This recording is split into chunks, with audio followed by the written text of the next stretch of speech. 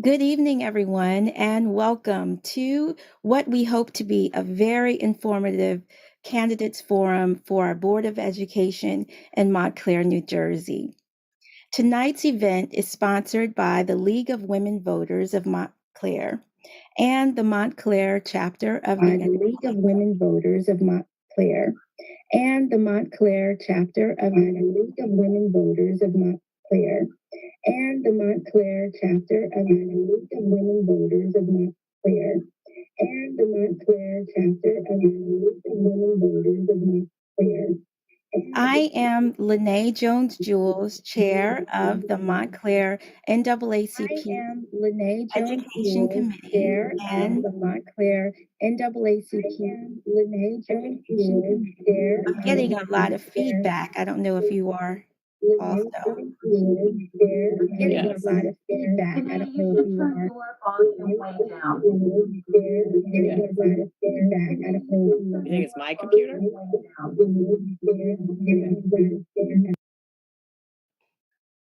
It says I'm talking. Is that okay? Okay. We love technical issues, right? It's always something. But, anyways, we thank you all for joining us. Again, I'm Lene Jones Jules. I'm the chair of the Montclair NAACP Education Committee, and Susan Mack from the League of Women Voters. We will be your hosts for this evening. Please note, due to time constraints, we will not be able to answer or have the candidates answer any questions that are entered in the Q&A or chat tonight.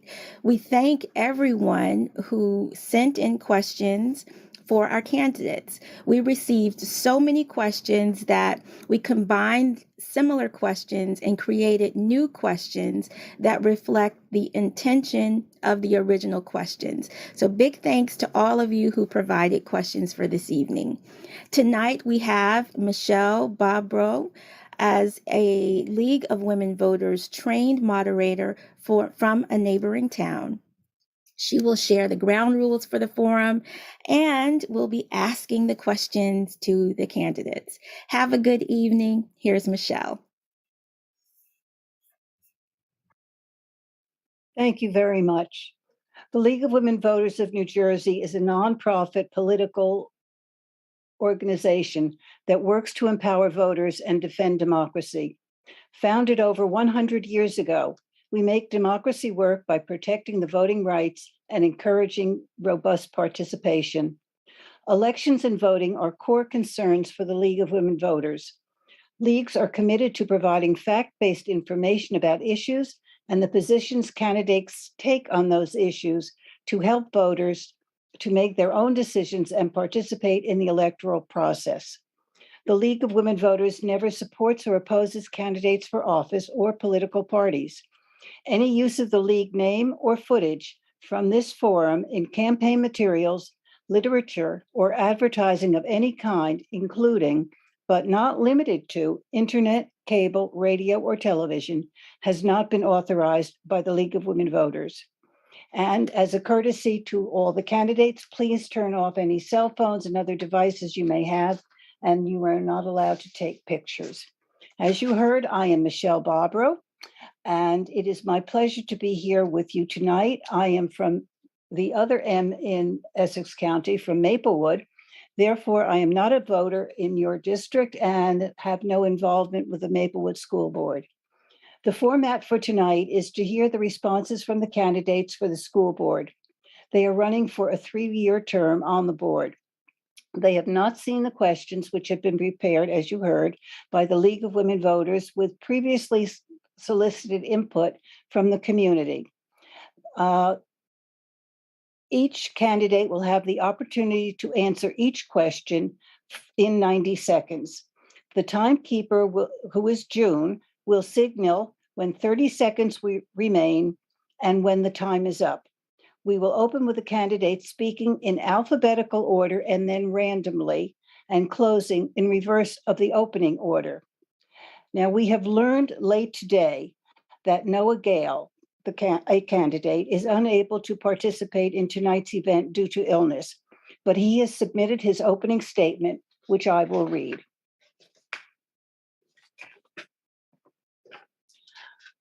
I am running for the Board of Education because I care about students, teachers, staff, and public education. One of my biggest issues is to protect special education. I believe that we need more special education professionals and need to make sure that they all get the health benefits that they deserve. I also think we need early screening of children by special education evaluators so that intervention can begin when students are as young as possible. Another issue I support is to improve our schools' buildings, which is why I support the upcoming bond referendum. In addition, I support a strong literacy program that includes evidence-based reading instruction, which is one way to close the opportunity gap in Montclair. Our goal should be to have as many different voices as possible to be part of the conversation. The decisions we make will impact every child and every homeowner in our community. I have been a resident of Montclair for 18 years and graduated from Montclair High School. I am a third-year student at Montclair State University, where I am majoring in early childhood education.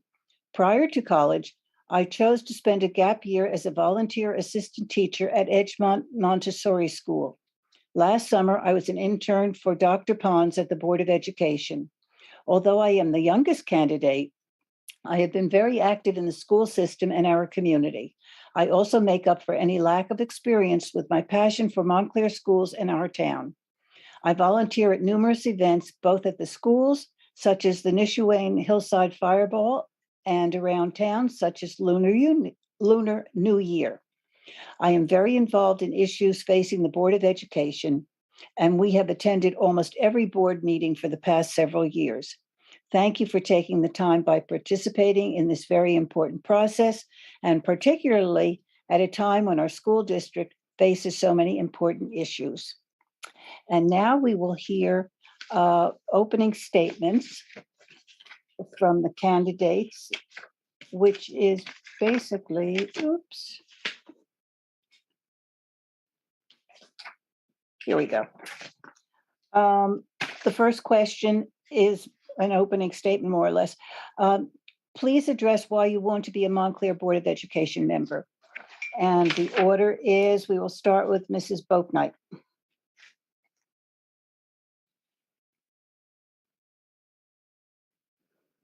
Good evening, community. I am Yvonne Boaknight, and I would love to serve the community of Montclair.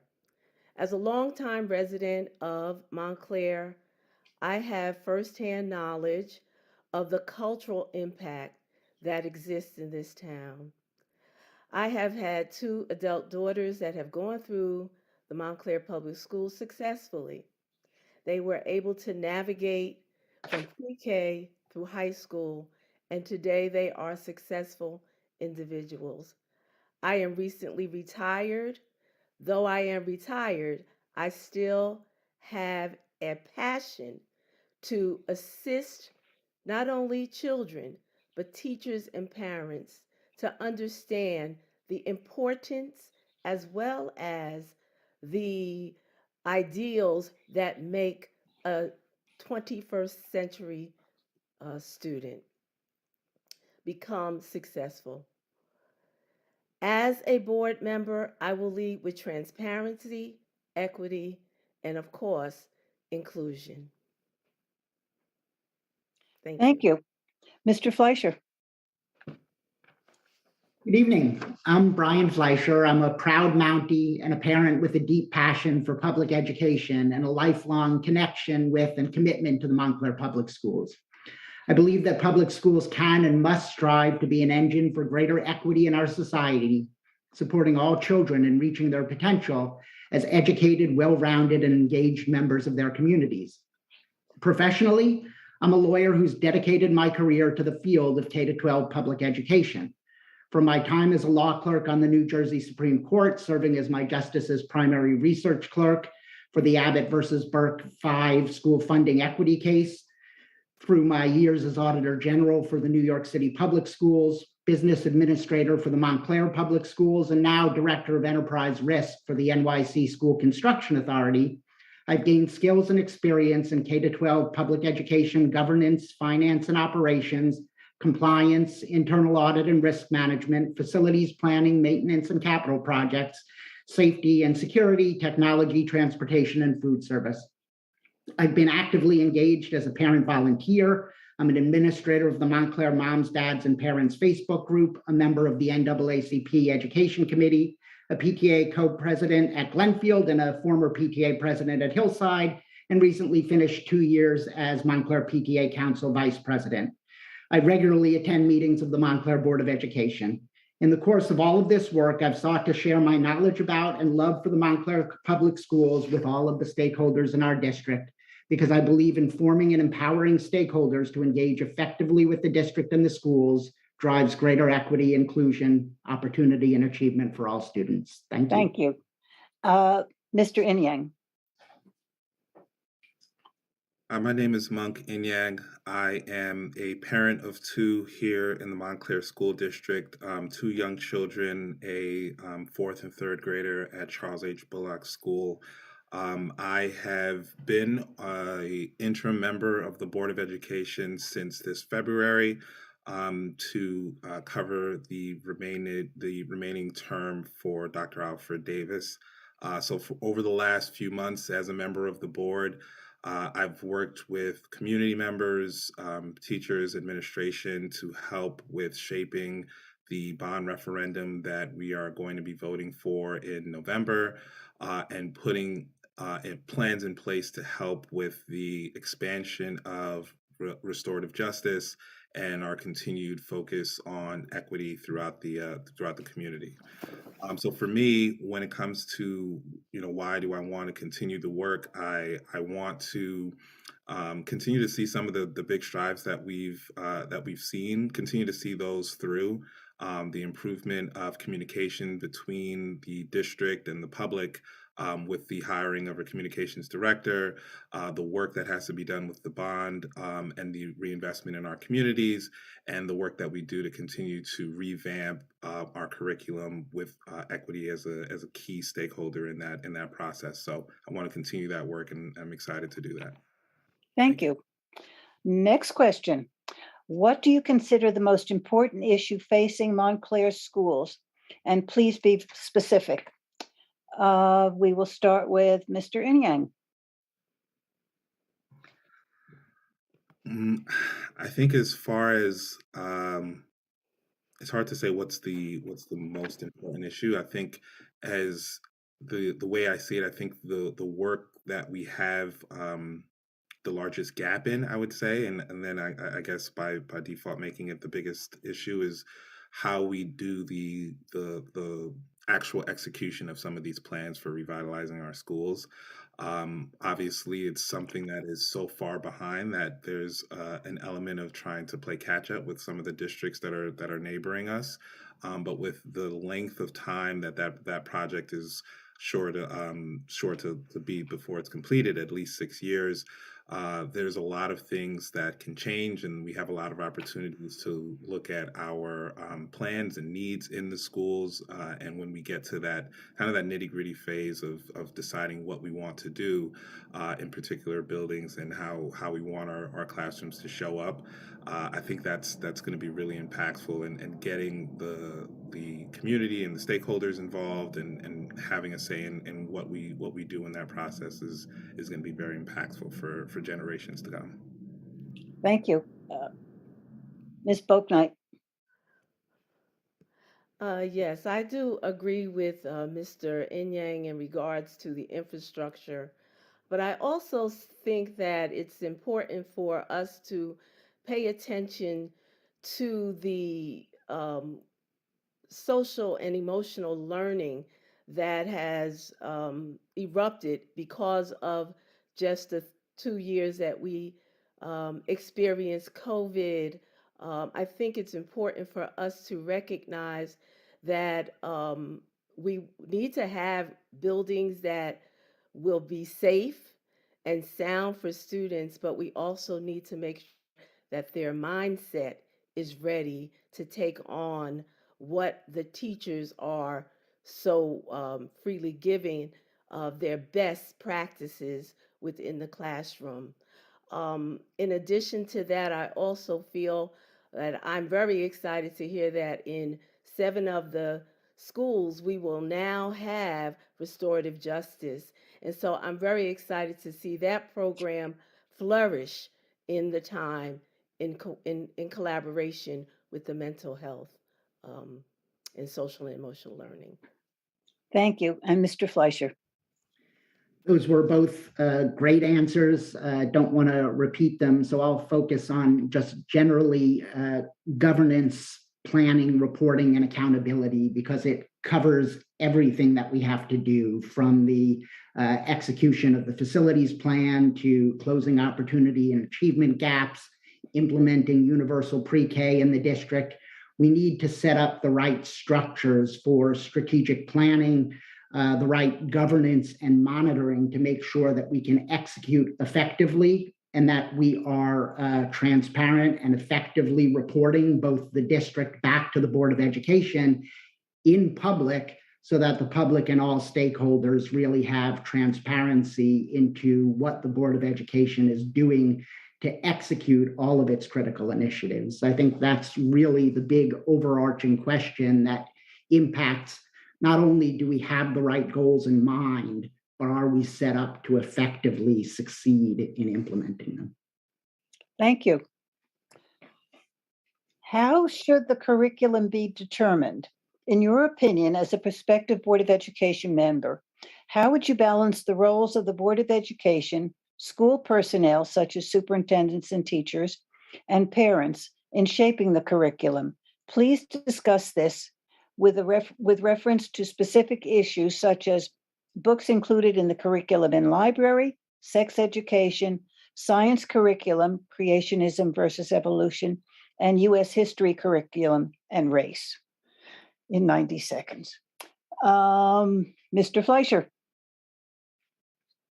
Okay, no pressure there. So, obviously the State Department of Education establishes the learning standards, but those learning standards leave a lot of room for district development of curriculum and for individual teacher creativity with respect to lesson plans aligned with those standards. So I think, Montclair is rightfully celebrated for its diversity, but we should see diversity across the curriculum as well. The curriculum, including the books we read, the history we study, should be informed by our commitment to equity, diversity, and inclusion, and anti-racism. I think that is aligned with New Jersey standards.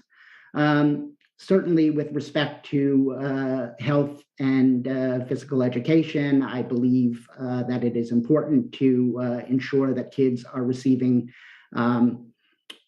effective health education that helps them, empowers them to protect themselves from sexual abuse, from disease, from unwanted pregnancy. So, that's one area where I think we absolutely need to make sure we're effectively delivering on the standards and curriculum that have been approved. Thank you. Next, Mr. Inyang. I agree with Mr. Fleischer with what he's saying as far as putting together that curriculum there. We have the expertise in our district and within the administration, within our teachers, our principals to help in guiding us on what is working with the students. The professional development that we're receiving is top in class, and so we want to have the ability to have our teachers and our administration bring to us the latest and greatest and informed practices that are helping with connecting our children to the material. And then, of course, rooting those things in the lessons, the history assignments, the areas where we can root that in our more kind of advanced and anti-racist understanding of the people that we celebrate, the holidays that we celebrate, the reasons why we celebrate different things, and the people who should be highlighted. Having that across our curriculum from kindergarten all the way up to the high school and in each subject is key. Thank you. Ms. Boaknight.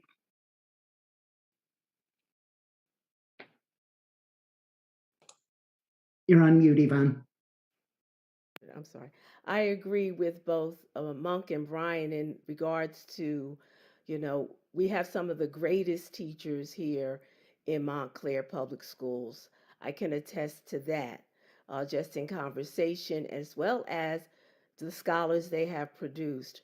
We also have some constraints when it comes to as far as what the state is saying that we must teach.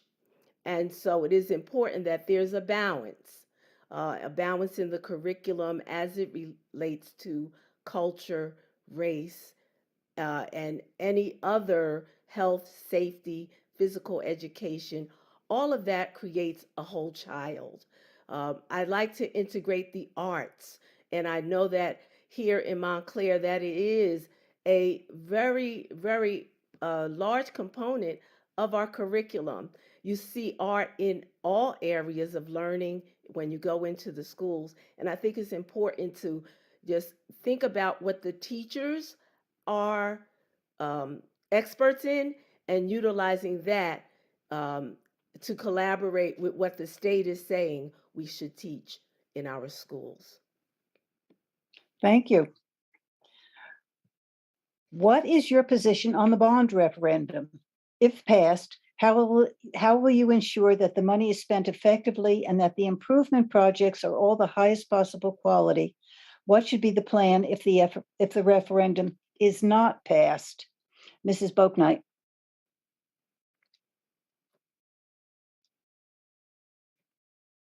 You're muted again. I'm not sure what's happening here, but thank you. I'm going to say that the referendum will pass. I am not going to put a cloud over that number of 188 million.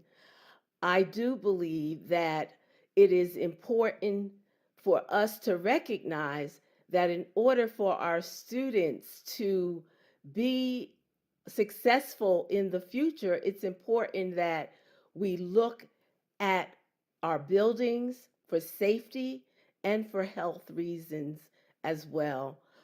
It's important that we um, recognize that I believe the Committee on Finance, the Board of Education members, our lawyers have, our business manager has given us the information that we need to understand the why.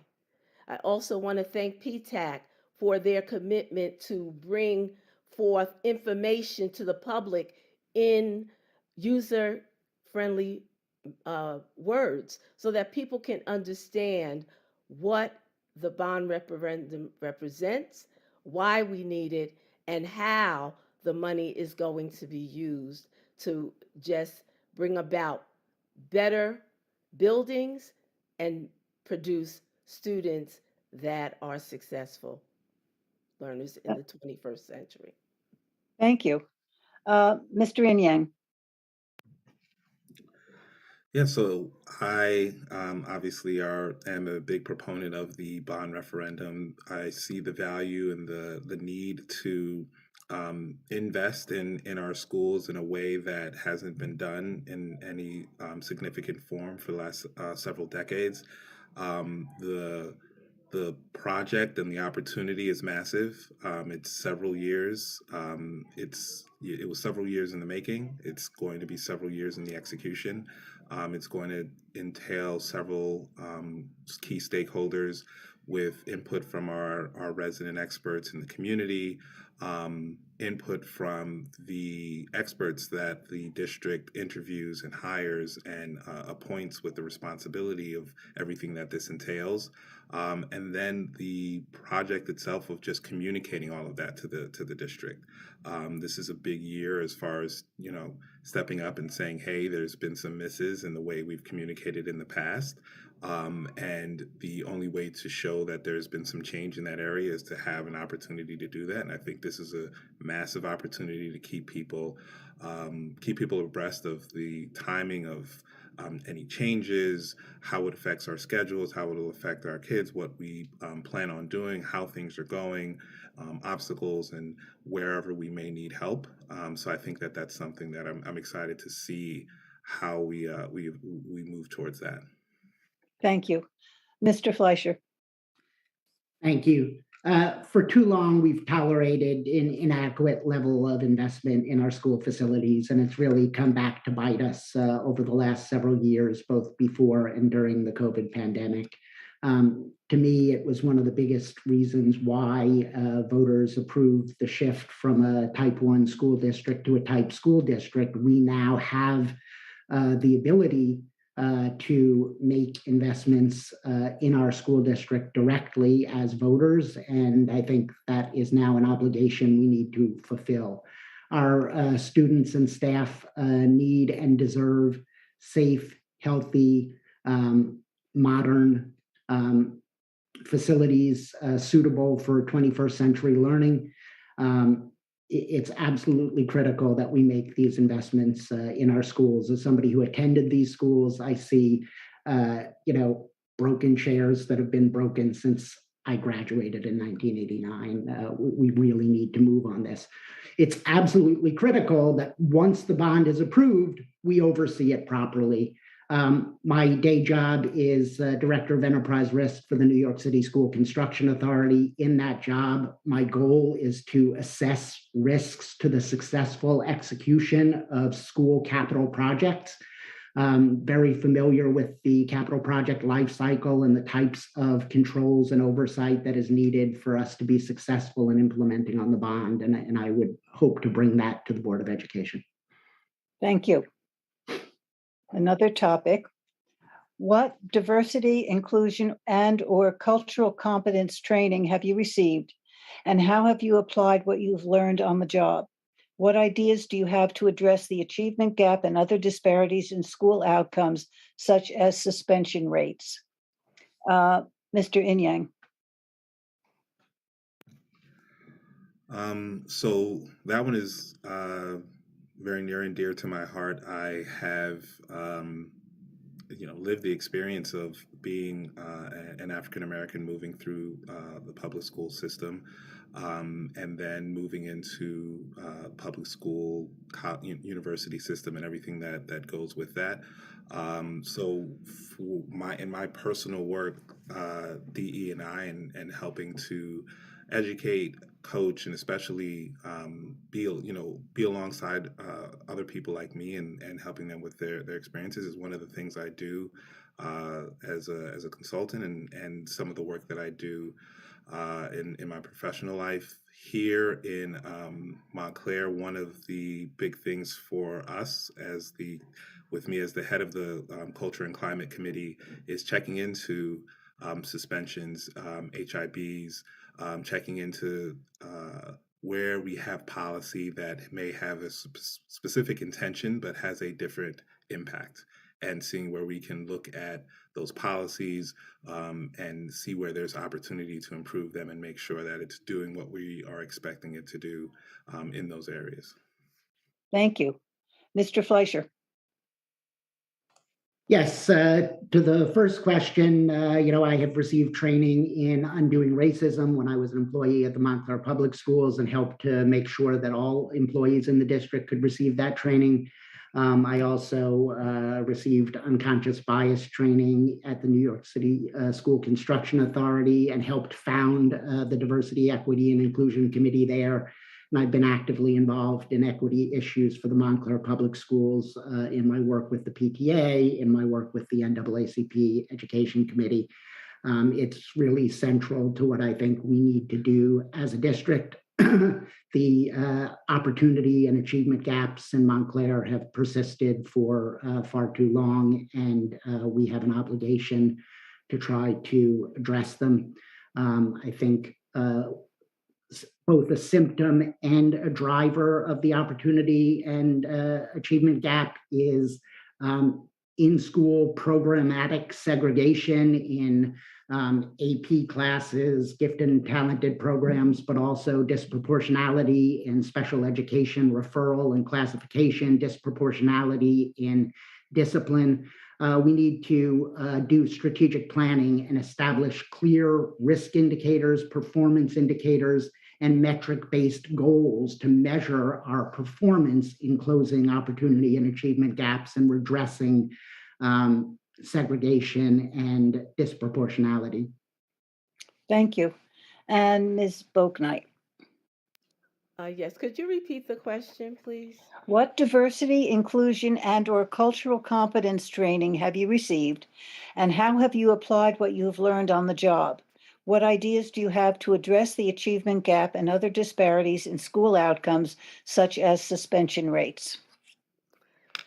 As an educator in 5 different districts, some urban, some suburban, I have been a part of equity and diversity training and using that in order to recognize that children are children and how to approach not only them as a human being, but just as a person.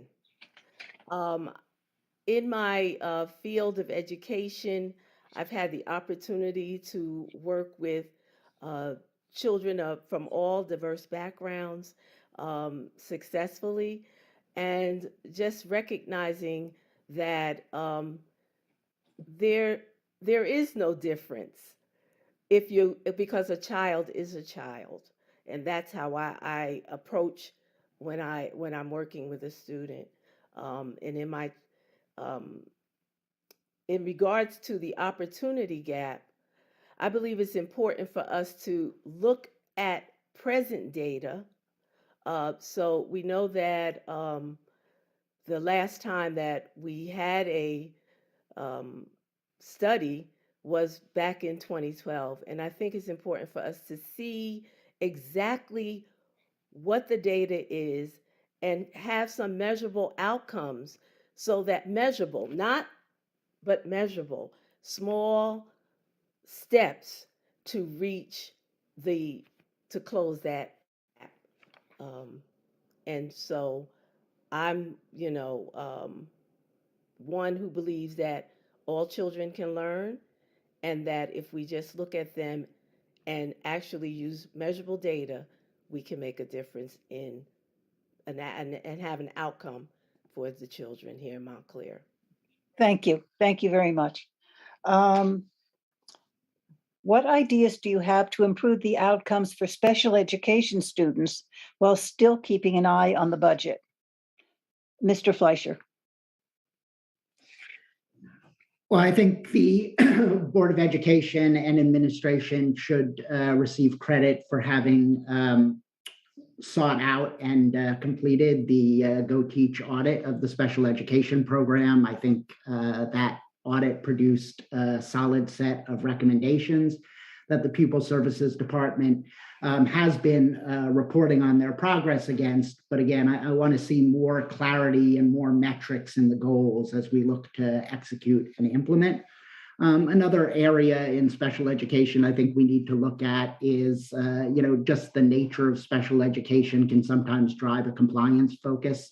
And while it's absolutely essential for us to comply with individual students' IEPs and 504 plans and with the timelines for evaluation and placement, compliance isn't enough. And when we hear from the parents of students with special needs, that they don't feel included, they don't feel they have equal access to the curriculum, they feel like the teachers who have supported their children are being reduced or cut.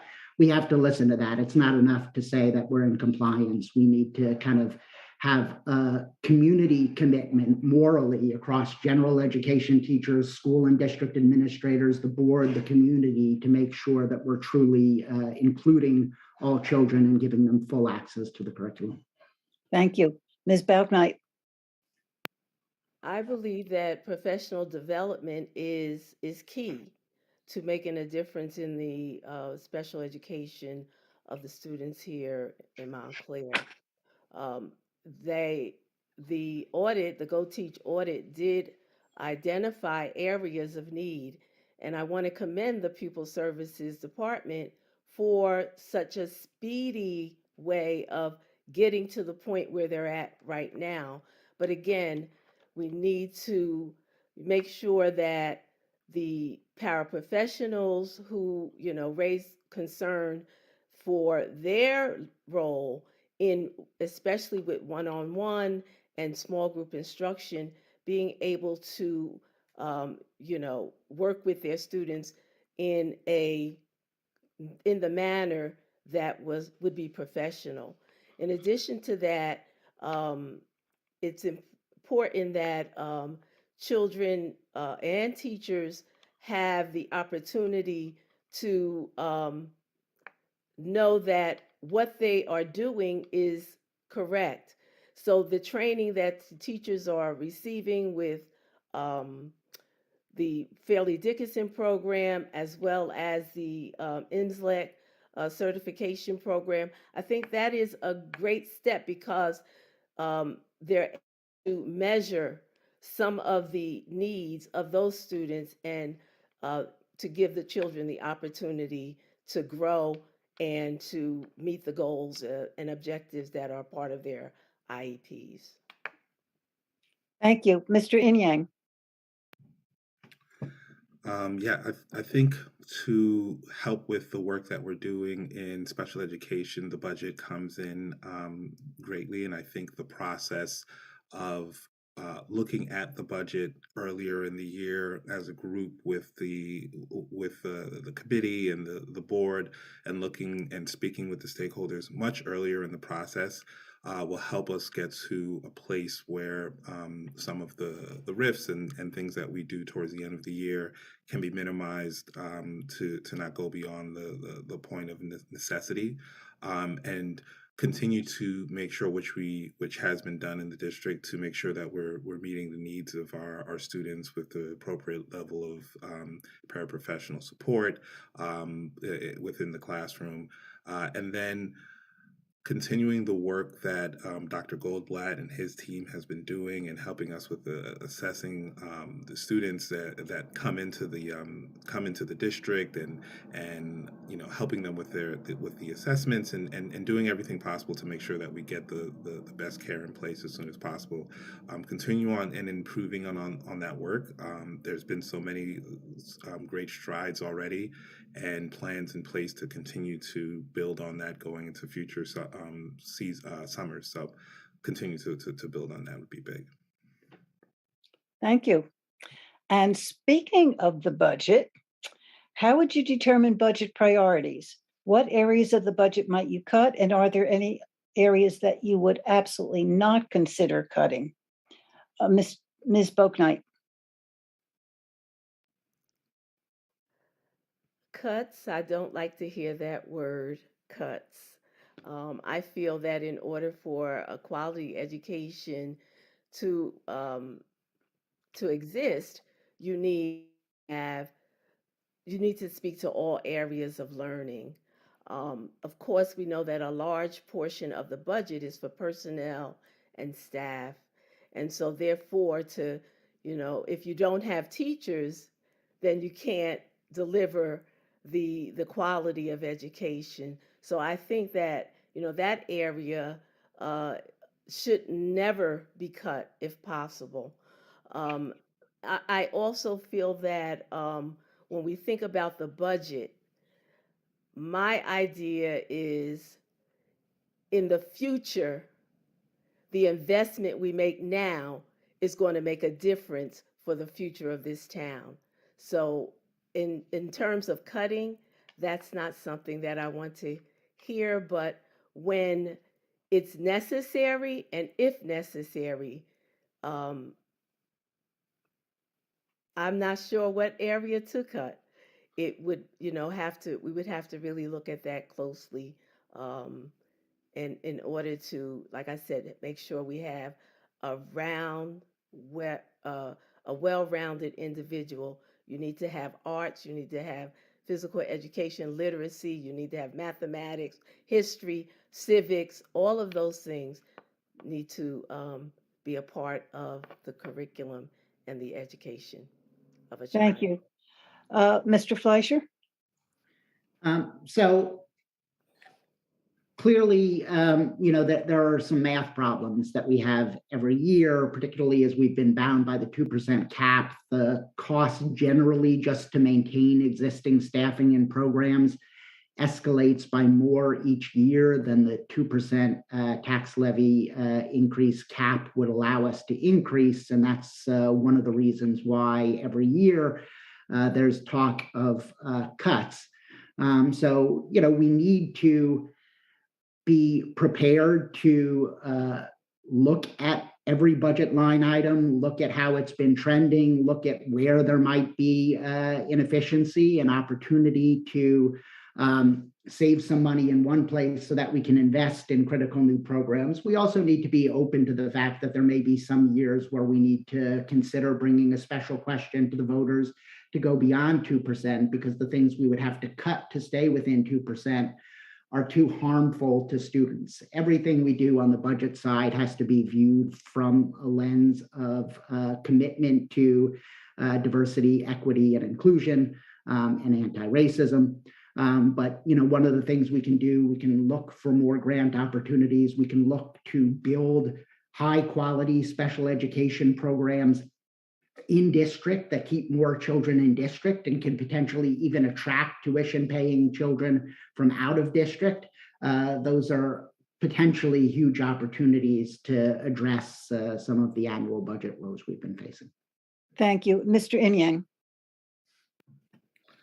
Yeah, so with the budget, the biggest area, obviously, of our spend is personnel and everything that goes into that. But as far as looking at the year-to-year budget and figuring out the things that you're trying to truly hold on to, it's the programming that we provide for children, not just the in-school curriculum, which is extremely important, and making sure that we have the latest. Teaching methodologies, the latest access to supplies and textbooks to make sure we're providing the best education possible. But after school programming for children, a diversity of programming for children who may graduate from the high school and decide not to go to college, and so programming that is important and valuable for them are the things that you're really trying to hold on to. Like what Mr. Fleischer said, the expenses go up faster than the 2% income increase that you get every year. So there's always a question of what you're going to do to stay there. I think the investment with the bond referendum and in reinvesting in the schools, the energy savings is a big help for the operating budget as you go down and not have to spend the money to repair things that you had to spend before. And then continuing to look through for programming as we move to newer programming and offerings, then there may be programming that we see students are not really attending in high numbers, and we may have to move away from one to get to the other. So being open to those options. Thank you. On the flip side of the coin, what, if any, new educational initiatives should be considered by the Board of Education? Mr. Inyang, you went from one to the next. Yeah, so I won't pretend to be an expert in curriculum and different things in that area. What I will say is, in the time that I've been on the board, the the best decisions and some of the best work that I've seen in the with the curriculum committee is, bringing in the experts and bringing in our teachers to kind of talk about, what are they seeing, what is the professional development that's working for our teachers, what's not working, and how do we move on to what is. So as far as looking at things in our curriculum for the future, I think continuing to ask our teachers who are, getting the training, working with our students all the time to make sure that we're providing them what they need, and then having that open dialogue about implementing things, especially around anti-racism, around diversity, around the equity training that our children and our staff will always need. Um, Finding our community members and the experts outside that can help us with some of that. Thank you. Ms. Bouknight. Yes, I do want to just piggyback on what Monk was talking in regards to teacher interaction. I think it's critical that teachers have time to talk and not after school, during school hours, teacher meetings where teachers are able to collaborate and plan and talk about student growth using data to drive the instruction. It's important that they're able to meet, not by themselves, but as a team to move forth the um, the children in which they're teaching. And so sometimes just that collaborative time of a teacher meeting can make a huge difference in the outcomes of the student's success. Thank you. Mr. Fleischer. Could you repeat the question, please? I just want to make sure I'm answering it. What, if any, new educational initiatives should be considered by the Board of Education? Got it. That's what I thought. So there's a huge opportunity now with expanding federal and state funding for us to really lean heavily into pre-kindergarten and quality preschool programs for 3-year-olds. There's nothing that research has shown could have a better impact on closing the opportunity gap in this district than high quality early childhood education.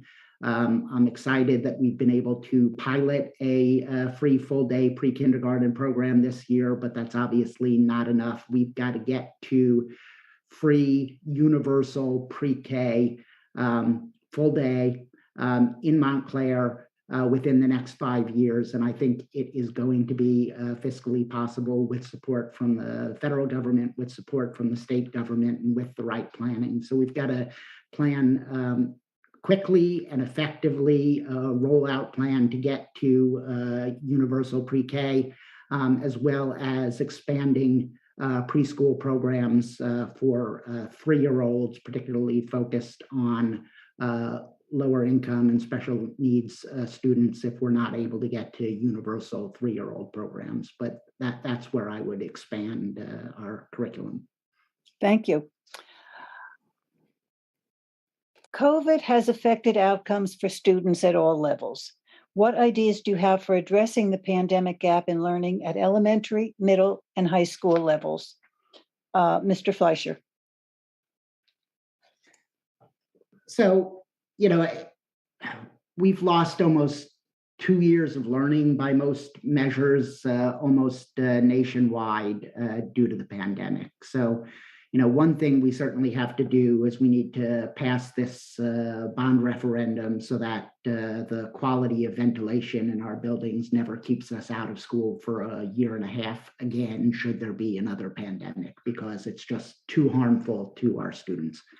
In terms of getting our students back to where they need to be, I think it's a balance of what Yvonne was talking about before. Many of our students have suffered trauma, and we need to take care of their mental health and social and wellness needs. They're not going to be in a position to learn if they're not well. So we've got to look at that, and we have to provide opportunities again. After school, weekends, summers, programs to help kids, learn the standards that they missed, get back on track. with the professional development and support that the teachers need to really support kids who are falling backwards and struggling and get them back up where they need to be. Thank you. Mr. Inyang.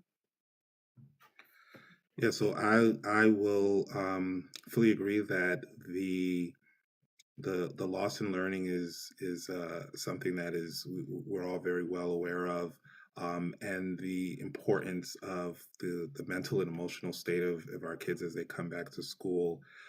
We're seeing it in the suspension data. We're seeing it in the amount of HIBs that are happening in the schools. There's a significant jump as kids are kind of re-socializing and kind of missing those years of socialization that they had moving up the ladder. So providing resources to them, really excited about what Justin, student representative at the high school, spoke about with some of the mental health resources that are available for the high school students that they're trying to put together, and bringing that down and having something at the middle school level and things at the elementary school level to address that and continue the mentoring programs and just opportunities for kids to kind of get back into that pre-pandemic state of where they were. And then as far as the curriculum, I think working with our teachers to help identify kids who may have fallen behind more than others, and providing resources and making it very easy as a district to for parents to find things that are available to them. The expanded summer program that we did last year, to kind of go over some of those skills and things. I think continuing to expand that and gives parents opportunities to give their kids additional work is really important. Thank you. And Ms. Bouknight. I am in total agreement with what has been said. It's really critical that we provide safety nets. It's obvious that there has been learning loss, and so it's important that as a district we implement safety nets within the school building as well as after school building, working closely with partners within our community who can provide easy access not only for children, but the teachers as well as parents, because it affected a whole community. And so it's important that we provide an opportunity and resources so that healthy minds bring about healthy children, and healthy children and minds have healthy parents, which make a healthy community. So I think it's important that we just not think that it's going to disappear or it's going to get better, but provide the resources and the opportunities to get children and teachers and parents back on track. Thank you so much. Now, in your closing statements, could you please address how your professional experiences and talents add to the diversity of voices and needed skills on the Board of Education, starting with Mr. Inyang? I always say that I've had a very interesting kind of path in my career and from the things that I've jumped through. So I've always been passionate about the arts. I was planned to be an actor, and that was what my passion was going to be. And I did that professionally for several years before having a kid and getting married and going back into the corporate life. And so I've have a love for strategy and finance, and I've done a lot of that throughout my career. But I'm also really passionate about creative arts, writing. I've written 2 novels. I've written screenplays and kind of gone down that path. So all of that is really important for me to give opportunities for our kids in those areas. And then, at the same time, I'm really passionate about strategy and implementing new strategy and doing the best uh, to get the most out of what you're trying to do. So I bring that to the discussions during our meetings and through the thought leadership that we try and have around the topics that are facing us. Thank you. Mr. Fleischer. Thank you. It's the job of the school board through policy and governance oversight to ensure that the schools are well run. As an expert in K-12 public education, operations, finance, governance, risk, and controls, I have the training and experience to assess risks to the effective achievement of the school district's goals and priorities and to execution of its critical programs. I understand the mission of public schools and the business of public schools. I think we've got outstanding board members. I think we've got outstanding candidates for the board. I think the background that I bring is unique and would be additive to what the board brings together. I think it's important to have a diversity of experiences and backgrounds on the board, but schools are my thing. Public education is my thing. It's what I've dedicated my life to. I was raised by an educator. I'm married to an educator. I've surrounded myself with educators and district leaders and custodians and nurses and school support staff my whole career. I understand the Montclair Public Schools, having been a student, being a parent, having been a district administrator. I know where we need to go, and I'm really passionate about this district and want to help it get there. So thank you so much for your time. And Noah, I hope you're feeling better real soon. We missed you. Thank you. Ms. Boaknight. Yes, 39 years plus as an educator, and my experiences have been very diverse. I like to say that I'm intersectional. I've taught kindergarten through college as an adjunct professor. I worked with teachers, both in service and pre service teachers, showing them how to integrate technology into the curriculum. Communication to me is key. Communication as a literacy expert, showing teaching teachers, coaching teachers, working with children on the best practices in literacy. I have a long history of working with children with special needs. I understand the children and the needs of parents as well. I've advocated for women, children, and youth all over the world, really. I support a school in Haiti with literacy, teaching ESL. I've worked in and around my community where I grew up in Newark with women in domestic violence as well as incarcerated women. So my experience is diverse. I bring to the board an openness, a listening ear, um, and also an advocate for public education. I believe all children should have the right opportunity to grow to be the person of the 21st century. Thank you for this opportunity to be here tonight, League of Women Voters, NAACP, and also my fellow candidates. Thank you for your insight. Good night. And I want to thank the candidates for being open and sharing their ideas. You have to choose 3 of the 4 candidates, listen to them, listen to what they say, choose the ones whose ideas ally with yours. You are also you will also vote by or on November 8th for your representative in Congressional District 11. There are 3 candidates. For the Essex County Executive, there are 2 candidates. And you have heard tonight about the Montclair bond proposal, which is also on the ballot. Thank you again for being with us, for listening to us. And now Susan Mack of the League of Women Voters of the Montclair area will share important information about options for and methods of voting. Thank you. Thank you, Michelle. I wanted to thank all the candidates for coming tonight, and we hope Noah starts feeling better soon.